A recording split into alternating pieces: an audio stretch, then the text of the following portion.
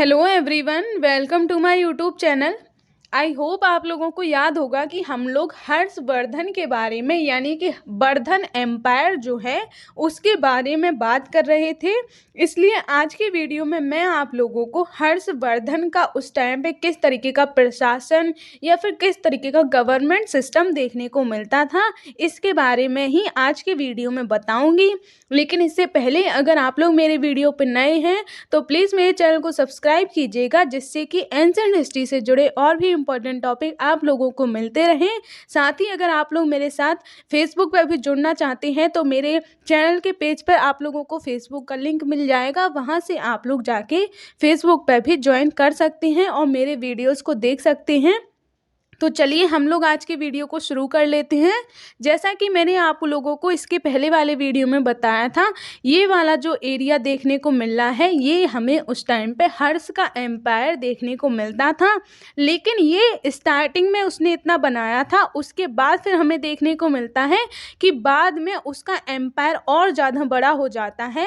और ये जो इतना बड़ा एरिया आप लोग देख रहे हैं ये पूरा हर्षवर्धन एम्पायर के अंडर आ जाता है। इसीलिए अब हम लोग सबसे पहले प्रशासन के बारे में बात कर लेते हैं। प्रशासन की अगर हम बात करें हर्ष के टाइम पे, तो हर्ष का जो प्रशासन था वो प्राचीन काल और मध्यकाल दोनों का संक्रमण काल माना जाता है, क्योंकि इसके प्रशासन में हमें देखने को मिलता है कि कुछ जो गतिविधियां थी या कुछ जो ऐसे कार्य थे वो हमें प्राचीन काल की तरह देखने को मिलते थे, जबकि कुछ हमें इस तरीके के देखने को मिलते हैं जैसा हमें बाद में मध्यकाल जब हम पढ़ेंगे उस टाइम पे देखने को मिलेगा। तो अगर हम बात करें हर्ष का जो प्रशासन था वो गुप्तों की तरह ही था, लेकिन अगर हम बात करें अपेक्षाकृत हर्ष के प्रशासन में अधिक सामंती और विकेंद्रीकृत व्यवस्था देखने को मिलती थी। विकेंद्रीकृत व्यवस्था कहने का मतलब यही है कि राजा ज़्यादा शक्तिशाली नहीं होता था और भी बहुत सारे जो शक्ति के केंद्र हमें देखने को मिलते थे, यानी कि केंद्रीकृत व्यवस्था हुआ होती है जिसमें कोई एक जो है जैसे कि राजा मान लो वो सबसे शक्तिशाली देखने को मिलता है और उसके अंडर ही बाकी सारे लोग कार्य करते हैं। लेकिन विकेंद्रीकरण ऐसा होता है कि जिसमें मतलब बहुत सारे जो लोग हैं वो अपने को केंद्र मान लेते थे, अपने को शक्तिशाली मान लेते थे। तो हर्ष के टाइम पे भी हमें इसी तरीके का प्रशासन देखने को मिलता है। अगर हम बात करें हर्ष का जो प्रशासन था उसकी भी हमें 3 इकाइयां देखने को मिलती थी। एक तो केंद्र स्तर पर, दूसरा फिर जिला स्तर पर और तीसरी जो सबसे छोटी इकाई होती थी वो ग्राम यानी कि गांव के स्तर पर देखने को मिलती है। जिला स्तर पर अगर हम बात करें तो उसे जिला परिषद कहा जाता था। इसके साथ साथ जिला परिषद में हमें एक जिला न्यायालय भी देखने को मिलता है। अगर हम बात करें जिला परिषद में कुल 20 सदस्य होते थे जो जिला यानी कि डिस्ट्रिक्ट के प्रशासन को संभालते थे। अब हम लोग गांव के प्रशासन के बारे में बात करें अगर, तो गांव जो है वो सबसे छोटी इकाई होता था प्रशासन का। अगर हम बात करें एक गांव किसे कहते थे, तो उस टाइम पे अगर कोई भी गांव है जिसमें 1 दर्जन यानी कि 12 को 1 दर्जन बोलते हैं, अगर उतने परिवारों का समूह है या फिर 1 दर्जन समूह अगर कोई है तो उसे एक गांव या एक ग्राम कहा जाएगा। अगर हम बात करें गांव का जो मुखिया होता था या गांव का प्रमुख होता था उसे ग्राम अध्यक्ष कहा जाता था और इसी की देखरेख में गांव का जो प्रशासन है वो चलता था।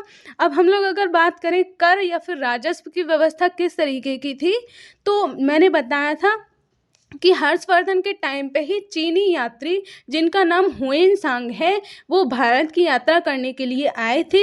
इसीलिए उन्होंने हर्षवर्धन के टाइम पे किस तरीके की व्यवस्था देखने को मिलती है उसके बारे में बहुत कुछ बताया है।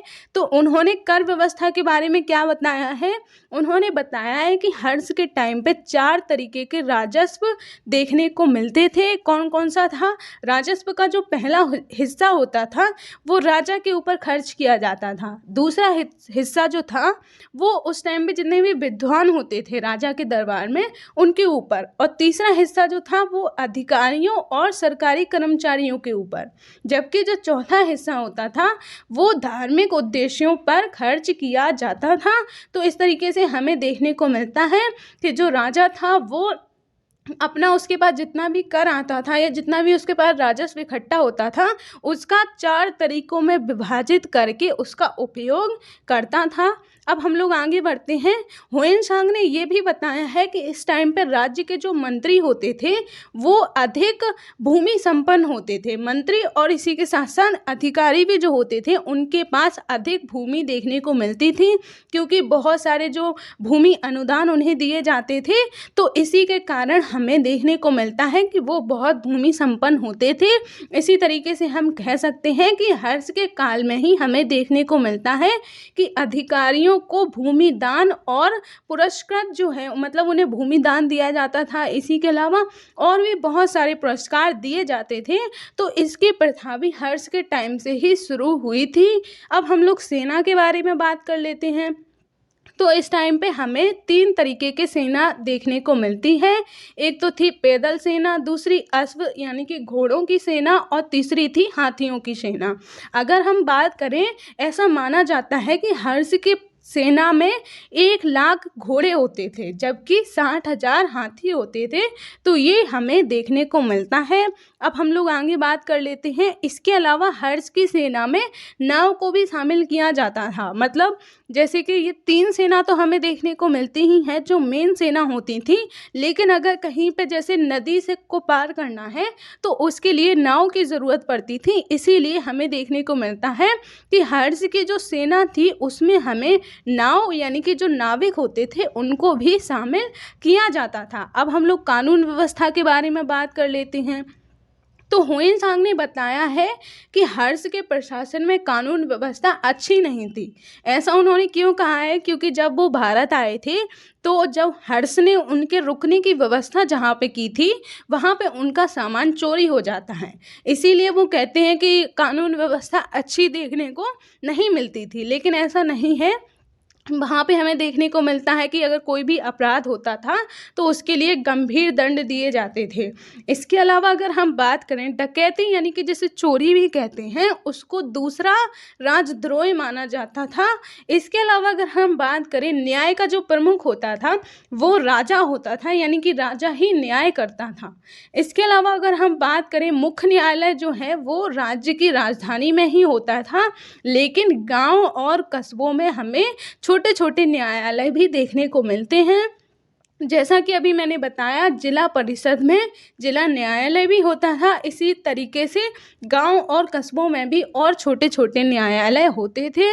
तो ये हम लोगों ने कानून व्यवस्था के बारे में बात कर ली। अब हम लोग थोड़ा सा इसके समाज के बारे में भी बात कर लेते हैं कि इस टाइम पे किस तरीके का समाज देखने को मिलता था।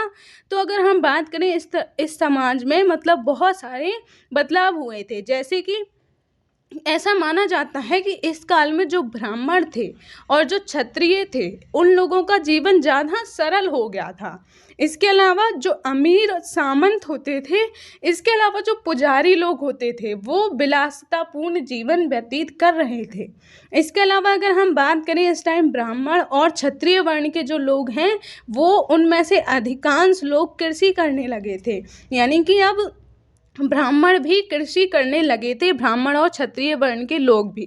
और हुएन ने ये भी बताया है कि इस टाइम जो शूद्र वर्ण के लोग होते थे वो भी कृषक होते थे, यानी कि अब कोई ज़्यादा अंतर नहीं रह गया था। ब्राह्मण और क्षत्रिय वर्ण के लोग भी कृषि करने लगे थे और शूद्र वर्ण के लोग भी कृषि करने लगे थे, मतलब शूद्रों को भी कृषि करने का अधिकार मिल गया था। इसके अलावा हुएन ने ये भी बताया है कि इस टाइम पे भारत में छुआछूत का प्रचलन अभी भी जारी था। बहुत सारे जो अछूत वर्ण के लोग होते थे वो गांव के बाहर रहते थे, क्योंकि उन्हें गांव में रहने का अधिकार नहीं होता था। तो इसका वर्णन भी हुएन ने अपनी पुस्तक में किया है। तो ये था हमारा आज का वीडियो। आज हम लोगों ने हर्ष के उस टाइम पे किस तरीके का प्रशासन देखने को मिलता है इसके बारे में बात की। साथ ही हम लोगों ने थोड़ी सी बात उस टाइम के समाज के बारे में भी की। अब नेक्स्ट वीडियो में मैं आप लोगों को उस टाइम की अर्थव्यवस्था के बारे में बताऊंगी। इसी तरीके से हर्ष ने थोड़ा सा जो बौद्ध धर्म है उसको लेकर भी कुछ काम किए हैं, तो उनके बारे में भी मैं आप लोगों को नेक्स्ट वीडियो में बताऊंगी।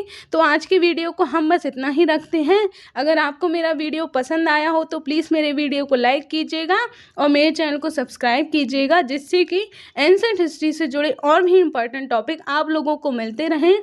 तो मिलते हैं हम नेक्स्ट वीडियो में, तब तक के लिए जय हिंद।